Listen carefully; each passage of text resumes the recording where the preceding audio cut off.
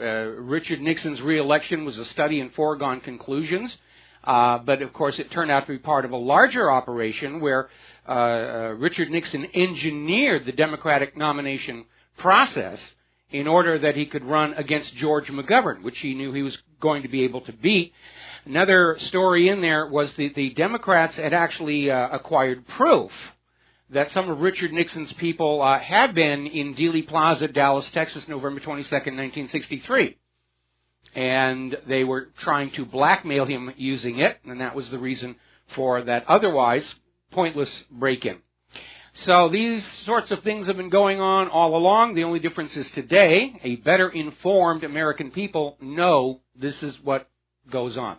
Well, the gun grabbers are out in full display. They're pushing, we can stop crime and terror by disarming the law-abiding American citizens. And apparently Obama has flown down to Orlando where he can wave the bloody shirts and say, it's the time has come to get rid of these assault-style weapons. And it's not getting traction. It's not getting traction. And more people are realizing that this Orlando false flag, just like Sandy Hook, just like so many others, was all about removing the Second Amendment, which is the only thing keeping the central government from establishing this dictatorship they've been after.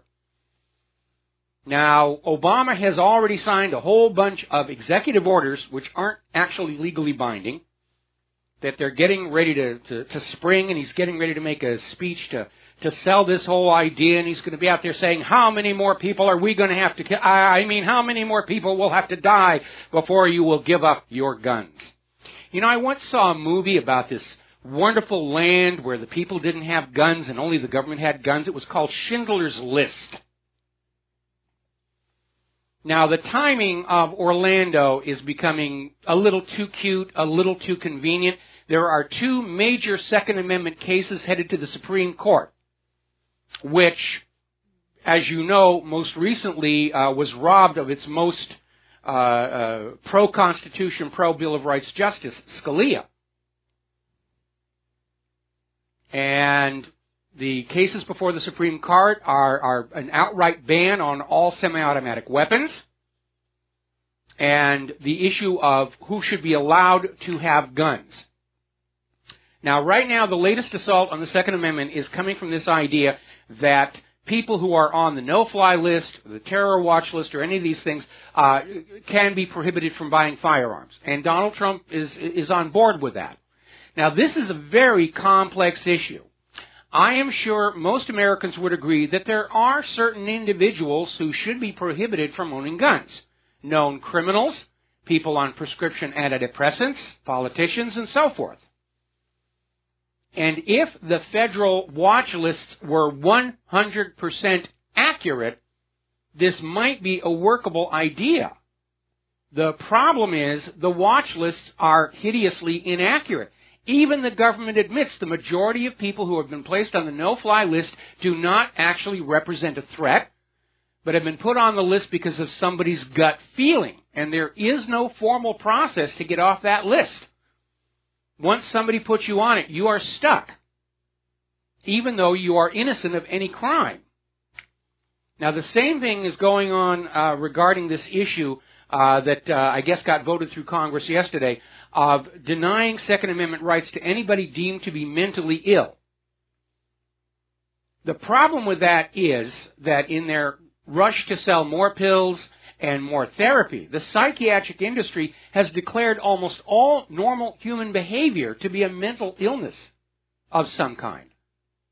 The current version of the Diagnostic and Statistical Manual of Mental Disorders published by the American Psychiatric Association runs almost 1,000 pages and even defines the desire to eat healthy food as a mental illness called orthorexia nervosa. In other words, if you don't like GMO, they're going to take your guns away. Now, clearly the gun grabbers who want everyone except themselves to be disarmed would not work to correct the inherent flaws in this system. They would exploit them, take advantage of them, expand them, until everybody was declared mentally ill and disarmed. Well, you people are all crazy. That's why we had to take your guns away. Anybody who doesn't believe and love the government is by definition crazy, which, by the way, is from Stalinist Russia. Anybody who didn't love and believe in the Soviet Union's government was, by default, declared mentally ill. So you can see why this is a very, very complex and dangerous issue. And more people are coming on out and saying, look, these are hoaxes. These are false flag hoaxes. Okay, and that's what they are. Apparently, Steven Seagal was interviewed on Russia Today and just came on out and said all these mass shootings in the U.S. are engineered to sell the gun grabber agenda. And we also have this video, it was an interview of Chris Dorsey, and the TV news guy was obviously leading it. After all these horrible, terrible shootings, it's time to rethink gun ownership. And Chris Dorsey came on out and said, look, these are all fakes. They're hoaxes. And I bet that news crew wasn't expecting that answer. But that's exactly what it is. Now, the Department of Homeland Security has issued a new terrorism warning. Set your terror color code index to puce. And they put out a new terrorism bulletin saying there's an increased possibility of another terror attack on American soil between now and November, meaning a false flag to try and alter the outcome of the election. That's what they're saying. Apparently, a lot of people are very concerned over the fact that FEMA has activated its civilian corps, and there's all this talk coming out of FEMA about being in a state of readiness by June 30th. And we're coming up, obviously, on the July 4th weekend, and July 4th is a tremendous symbolic target for another false flag to get us to give up our guns and go fight the Russians and Chinese with lawnmowers. We're going to take a phone call. Dustin in New Jersey. Aloha. Welcome to the show. What's on your mind? Yeah, hi, Mike. I want to talk about the assassination of Joe Cox in Britain. Yes.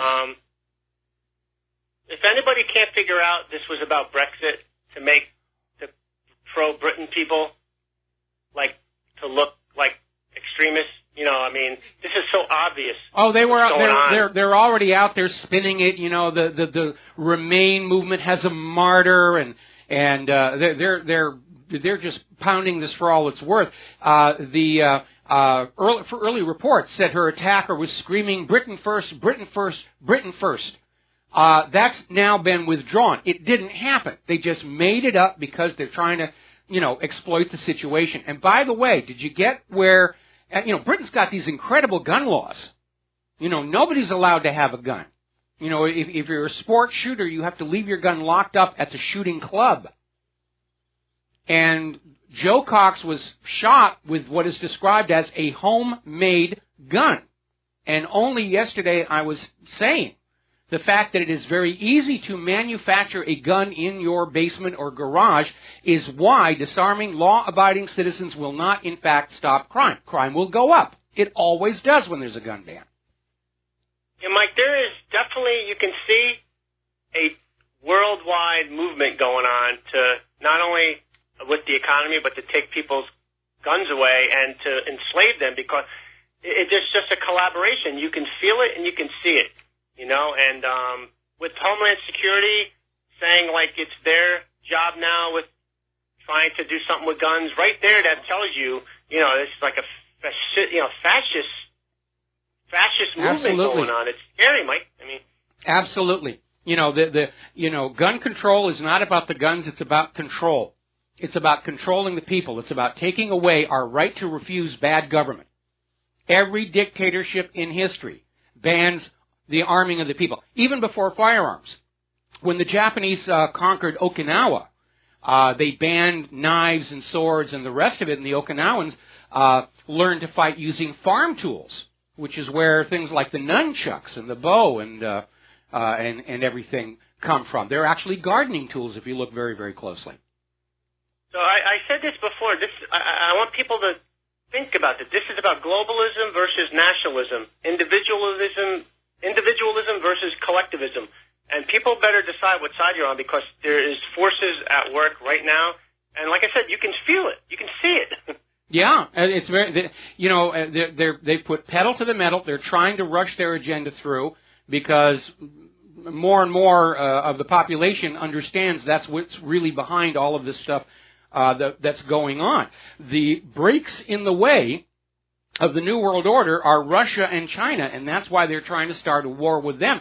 But they could very well, in fact, I think they will lose. I think the United States and the New World Order are going to lose the war with Russia and China, and that'll be the end of the New World Order and globalism. But millions and millions of people are going to be killed in the process.